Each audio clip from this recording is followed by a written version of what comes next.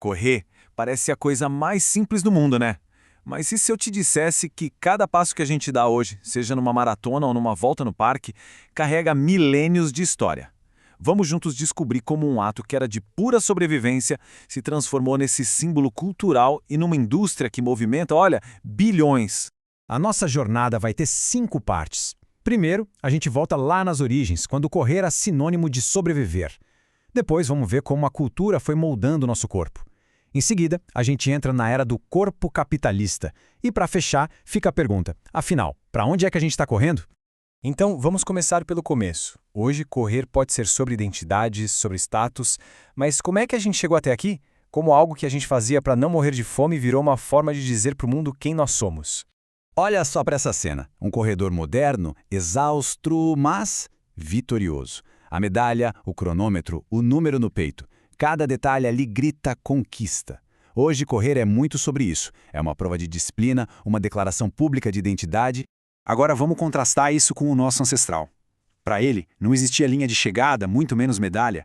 Correr não era um hobby de fim de semana, era a principal ferramenta de trabalho. O prêmio não era status, era comida para a tribo. Era literalmente uma questão de vida ou morte.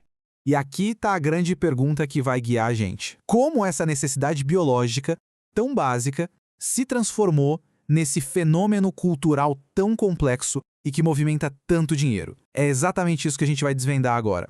Para entender essa transformação toda, a gente precisa voltar às nossas raízes, para uma época em que o corpo era, acima de qualquer outra coisa, uma ferramenta para sobreviver na natureza. E para entender essa relação, tem um conceito que é chave: metabolismo social.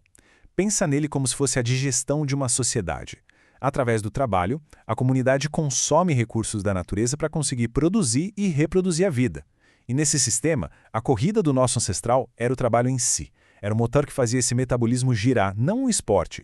As funções da corrida eram brutalmente práticas, né? Caçar o jantar, fugir de um predador, achar um lugar melhor para viver. Cada passo, cada gota de suor estava ligado diretamente à tarefa de manter a comunidade inteira viva. Só que o ser humano não é só instinto. Com o tempo, a corrida começou a ser moldada pela cultura. Ela deixou de ser apenas uma reação biológica para se tornar algo que a gente aprende e ensina. Isso nos leva para uma ideia fascinante do sociólogo Marcel Mauss, as técnicas do corpo.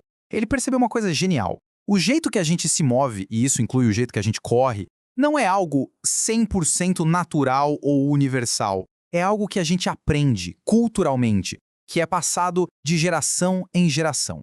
Essa ideia é muito poderosa, sabe? Não existe um jeito natural de correr. A técnica de um guerreiro romano era diferente da de um caçador na savana, que por sua vez é bem diferente da de um maratonista moderno.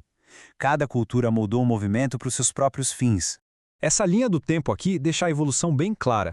A corrida foi de ferramenta de sobrevivência para a estratégia militar, depois um ato de fé em peregrinações, e na era industrial até uma forma de disciplinar o corpo. Dá para ver como o propósito vai ficando cada vez mais abstrato, né? Até chegar hoje em dia onde tudo se mistura. Saúde, consumo e essa busca por uma identidade. Isso nos traz direto para o presente. A era em que o capitalismo não só transformou a corrida, mas transformou o nosso próprio corpo num projeto a ser otimizado e, claro, num produto a ser vendido. Esse quadro aqui mostra bem o tamanho da mudança. Onde o objetivo era o sustento, hoje é o autoaperfeiçoamento. A gente trocou a lança pelo relógio com GPS. A recompensa deixou de ser a sobrevivência da tribo para ser a medalha no peito. E o mais importante de tudo, a motivação, que era pura necessidade, virou uma escolha, quase uma ideologia. E quando foi que essa grande virada aconteceu? Principalmente ali nas décadas de 60 e 70. Foi quando o jogging explodiu e transformou a corrida, que antes era um esporte de poucos, num verdadeiro fenômeno de massa. E esse movimento não surgiu do nada, não. Ele seguiu quase uma receita de bolo. Primeiro, apareceram os pioneiros, que venderam a ideia da corrida como sinônimo de saúde. Depois, veio a popularização de conceitos como aeróbica. Isso, claro, criou uma demanda gigantesca por tênis e roupas especiais, dando origem a uma indústria nova. E, por fim, a criação de clubes e eventos que formaram toda uma comunidade. O resultado?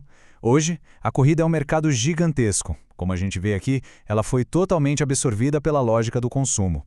Não é mais só sobre correr, é sobre o tênis que se usa, os eventos dos quais se participa, os aplicativos que monitoram cada passo e os influenciadores que se segue.